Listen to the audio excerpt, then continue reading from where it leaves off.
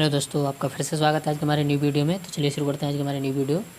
तो दोस्तों, सबसे पहले हमें एक चीज़ समझनी पड़ेगी। जब भी हम क्वेश्चन करेंगे तो उससे पहले हमें कुछ चीज़ें आना बहुत ज़रूरी है। ठीक है, चलिए शुरू करते हैं। क्या है, देखिए हमने क्या लिखा है इसमें, अवतल दर्पण और उत्तल दर्पण में अंतर देखना है हमें, किस तरीके से कहाँ इमेज बनती है, हम किस तरीके से क्वेश्चन को डील करेंगे।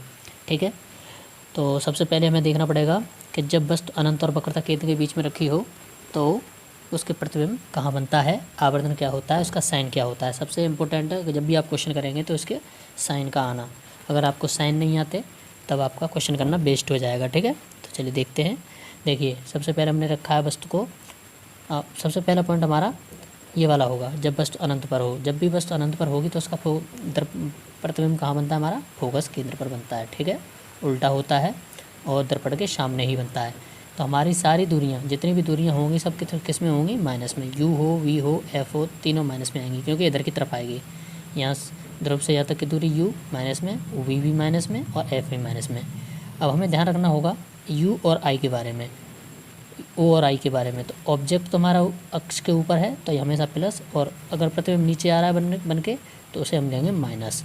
अब हमें पता है इसका जो प्रतिबिंब कैसा बनेगा, बहुत छोटा बनता है, वास्तविक होगा, उल्टा होगा। तो हमें ये लैंग्वेज याद करनी पड़ेगी, आपको समझना पड़ेगा। या तो आपको प्रतिबिंब बनाना आना चाहिए या आप इसको याद करना पड़ेगा, तभी आप क्वेश्चन को कर पाओगे, अदरवाइज क्वेश्चन नहीं हो पाएंगे। ठीक है, अब आवर्धन क्या होता है हमारा, आई अपॉन ओ। ठीक, आई अपॉन ओ।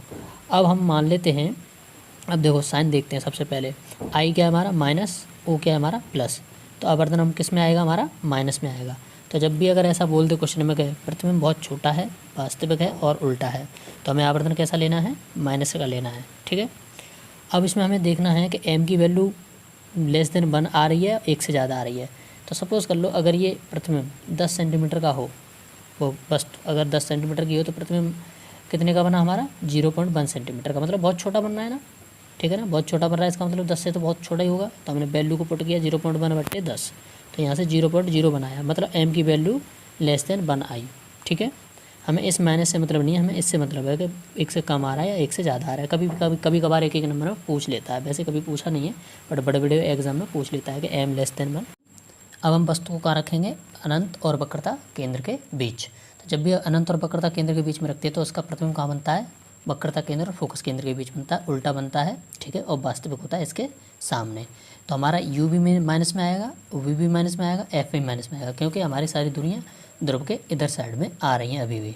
पर हमारा जो ऑब्जेक्ट की जो ऑब्जेक्ट का जो साइन होगा, मतलब ओ का जो साइन होगा प्लस, और आई का साइन कैसा होगा, माइनस, क्योंकि ओ ऊपर है, आई नीचे है। ठीक है, इसकी लंबाई। ठीक, अब हमारा आवर्धन क्या हो जाएगा, आई अपॉन ओ। तो आई हमारा नेगेटिव, ओ हमारा पॉजिटिव, प्लस का माइनस में डिवाइड करेंगे तो क्या आ जाएगा, माइनस बनाएगा। ठीक, माइनस आएगा।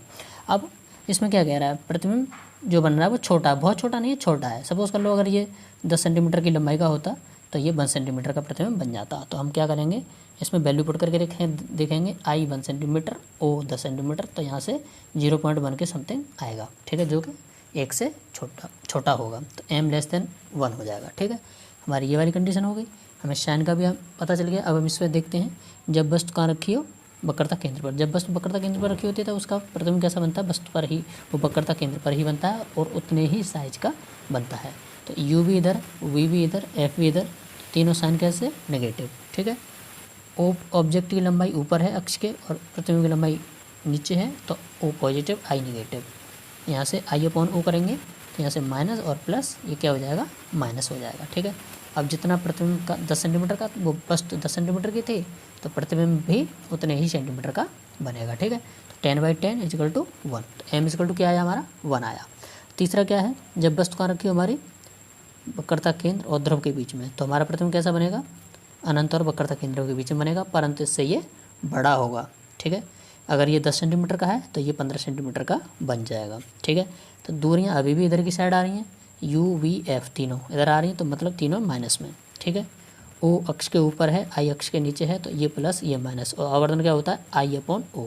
आई की जगह माइनस, ओ की जगह प्लस, तो यहाँ से क्या आया, अभी भी हमारा एम क्या आया, माइनस आया। ठीक है, अब इसमें एम की वैल्यू अगर पता करनी है कि लेस देन बना रही है, ग्रेटर देन बना रही है, तो क्या करेंगे, आई हमारा 15 सेंटीमीटर, ओ हमारा 10 सेंटीमीटर, 1.5, मतलब एम 1 से बड़ा आएगा, और प्रतिबिंब कैसा होगा हमारा, वस्तु से बड़ा होगा, वास्तविक होगा और उल्टा होगा।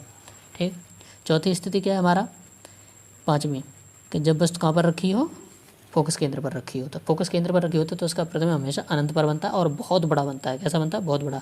सपोज कर लो अगर ये 10 सेंटीमीटर तो ये 1000 सेंटीमीटर का बन जाएगा समथिंग, ठीक है। तो यहाँ से क्या हो जाएगा हमारा, यू भी एफ तीनों इधर ही आ रहे हैं, तीनों माइनस में, ओ ऊपर प्लस, आई नीचे, तो नेगेटिव, ठीक है। तो माइनस अपॉन प्लस माइनस आएगा अभी भी। एम कैसा रहेगा हमारा? माइनस का रहेगा। अब एम इजकल टू, यहाँ से आई हमने माना 1000 सेंटीमीटर का और ओ हमारा 10 सेंटीमीटर का, तो ये 100 सेंटीमीटर मतलब एम एक से बहुत बड़ा आएगा, ठीक। अब इसमें आते हैं, ये इम्पोर्टेंट है थोड़ा सा, ठीक है। ये वाला और आने वाला जो उत्तल दर्पण है वो बहुत इंपॉर्टेंट है, जिसमें हमें कन्फ्यूज़न होता है कि अब हम क्या करें, ठीक है। इसमें प्रथम कैसा बनेगा? वस्तु से बड़ा बनेगा, आभासी बनेगा, ठीक, और सीधा बनेगा, ठीक। अब इसमें u तो माइनस है पर v कैसा रहेगा? प्लस का रहेगा। f कैसा रहेगा? इसमें माइनस रहेगा। o प्लस का, i भी प्लस का, तो यहाँ से m क्या आएगा? प्लस अपॉन प्लस, प्लस आएगा, इम्पोर्टेंट। m अगर ये 10 सेंटीमीटर का है तो ये कितने का बनेगा? 20 सेंटीमीटर का। तो 20/10 कितना? m is greater than 1। अब हम देखते हैं उत्तल दर्पण के लिए, ठीक है। अब उत्तल दर्पण में क्या होता है, अगर हमारी वस्तु यहाँ रखी है तो उसका प्रतिबिंब जो बनेगा वो दर्पण के पीछे बनेगा, छोटा होगा और आभासी होगा, ठीक है। तो u हमारा इसमें क्या आएगा? माइनस का, v हमारा प्लस का, f प्लस का, r भी प्लस का, o इसमें प्लस का, i भी कैसा रहेगा? प्लस का रहेगा, ठीक। तो u माइनस का है सिर्फ, v प्लस का, f प्लस का, o प्लस का, i भी प्लस का। तो m क्या होगा इसमें? i upon o, plus plus plus, तो यहाँ से भी प्लस आया।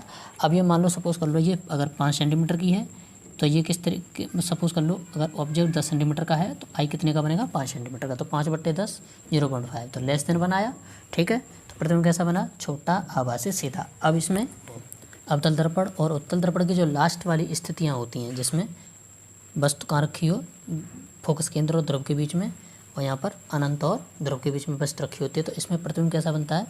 बड़ा होता है, आभासी होता है, सीधा होता है। इसमें प्रतिबिंब कैसा बनता है? छोटा, आभासी, सीधा। अंतर सिर्फ इतना है आपका, यहाँ पर बड़ा बनेगा और यहाँ पर बनेगा छोटा। आभासी सीधा दोनों में होता है, आवर्धन में इसमें प्लस का होता है, ठीक है। तो जब भी क्वेश्चन में अगर आपको छोटा, आभासी, सीधा कहेगा तो आपको उत्तल दर्पण याद आना चाहिए। अवतल दर्पण में अगर बड़ा, आभासी, सीधा कहेगा तो अवतल दर्पण याद आ जाना चाहिए, ठीक है। आभासी सिर्फ इसी एक लास्ट वाली कंडीशन बनता है और इसमें तो सिर्फ एक कंडीशन होती है आपकी, तो बस यहाँ पर ये थोड़ा सा याद करना पड़ेगा। चलिए मिलते हैं नेक्स्ट वीडियो में, तब तक के लिए अपना ध्यान रखें। Take care and bye bye.